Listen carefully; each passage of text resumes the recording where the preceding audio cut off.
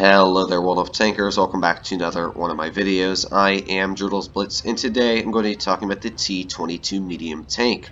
Now, in this video, as always, I'm going to be talking about the tank, how to run it, where to run it, and everything else you do need to know about the vehicle. Of course, it did come into the game in crates. However, I have voiced my opinion so many times on crates, I'm really not going to have it affect my opinion on this vehicle. I'm going to say it right now, if you want to spend your money to try and pick this up with crates, that is completely up to you, because crates in my opinion are a waste of money. But for you, who knows, you could get it with 5 crates, you could get it with 100 crates. It doesn't really matter how much money you spend. It's your decision on crates, because I'm not going to influence anybody to gamble on this game, so that decision is up to you. Today I'm just going to provide my review on the tank, tell you how I feel about it and everything you do need to know about it, armor, statistics, everything like that. So without further ado, let me get straight stuck into it. Now, the first thing you probably notice when taking a look at this vehicle statistically is the damage per minute. It's sitting at 3,506, which is just a ludicrous amount of damage per minute. You're easily going to be able to contest Object 140, 62A. You're pretty much on par with them in damage per minute. Other medium tanks and heavy tanks, they're just going to slowly crumble as you tear away at their hit points. However, while the damage per minute may be spectacular, the penetration on the standard ammo is not. It's only 240 millimeters, and that's really going to struggle, not to mention because you're sitting with APCR rounds, which means that when you take long distance shots, first of all, you're going to lose a lot of shell penetration over distance. As well, they're just going to struggle to penetrate spaced armor. A lot of stuff APCR rounds have a much tougher time penning than a normal AP round would. But you do get some pretty nasty heat rounds that have 300 millimeters of penetration, so you're easily going to penetrate superstructures of most tanks, and if that's not enough pen for you, put on calibrated and you'll go up to 330 millimeters of penetration with your heat. So heat is not an issue at all with this vehicle on penetration. Another thing that this tank is actually excellent at, just like the 140 and the 62A, is the high explosive damage. 420 pretty much means that it's 4,750 damage per minute that it does get with the HE will just tear apart any lightly armored tank. So if it's going up against a grill, it will literally kill that full health grill in less than 25 seconds. So it's just ridiculous how much damage per minute the HE can get out, and how much damage they even do with a standard shell. So it is crazy damage per minute wise. The aiming time on this tank is 2.08 seconds, and when you combine that with a dispersion of 0.308, this tank really is a menace on the battlefield. Dispersion factors while moving the turret and rotating the tank in general are excellent. It really doesn't bloom at all. So the gun on this tank is really one of the best you will ever find for a tier 10 vehicle. However, there is one big balancing factor that a lot of people really don't notice about this tank, and that is the shell velocity. You wouldn't think that would make such a huge difference, but it really does. Wargaming sort of snuck that value in there, but when you run a tank like the 62A, I'm pretty sure its shell velocity is sitting around 1,500, which is 500 more than the 1,015 that the T-22 medium has, which really does make a huge impact on the battlefield.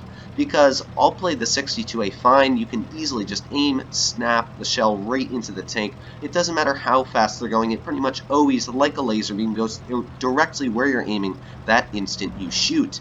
The T-22 medium, not necessarily. You have to lead quite a bit ahead on some tanks that are far away, or how quick they're moving, or just anything like that. It is a lot harder to use this tank, and as well, with those APCR rounds being so much more tricky to run than like the 140's AP rounds, and they're not as quick as the T-62A, they actually can get quite a bit of bounces that you wouldn't expect to get on the T-22 medium. So I like to run it a little more close combat, which is what you should be doing in a tank like this, because it really lets you maximize your damage per minute.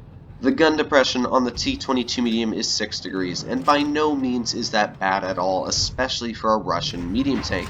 When you think of medium tanks at tier 10, you're probably thinking, well, that's pretty low when you compare it to like the E50M at 8 degrees, the STB-1 at 10 degrees, a lot of the Americans have 10. You know, you're probably thinking, well, the gun depression even now is bad compared to the 62A. Well, it's because this tank has so much turret armor, the vehicle has so much side armor, it's quick, it's got such a ridiculous damage per minute. To be honest, I think the gun depression completely suits the vehicle, and it can still be pretty aggressive on a ridgeline and hold the line because that turret armor is so thick on the tank. And speaking of mobility, the T-22 medium can go up to 55 kilometers per hour forwards. Now, the power to weight ratio is not spectacular on this vehicle at 19.86. It's still very easily able to stay at 45 kilometers per hour, even when going uphill. It's still pretty quick, judging about how much armor this tank has.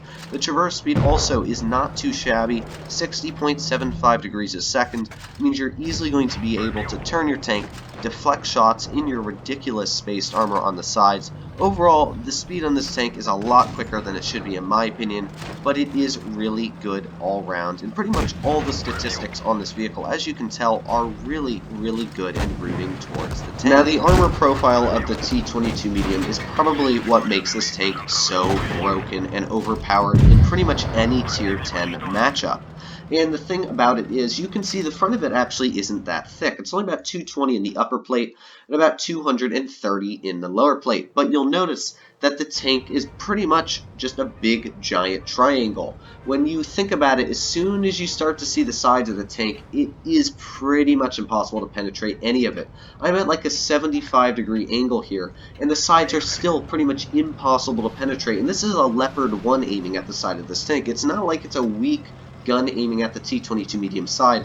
It's got pretty good penetration. Even when you load heat rounds, you can see that it's very tough to penetrate the tank side. 283 millimeters, 285 of the sides, and as soon as you angle it a little more steeper, it goes back up to being impenetrable. 323.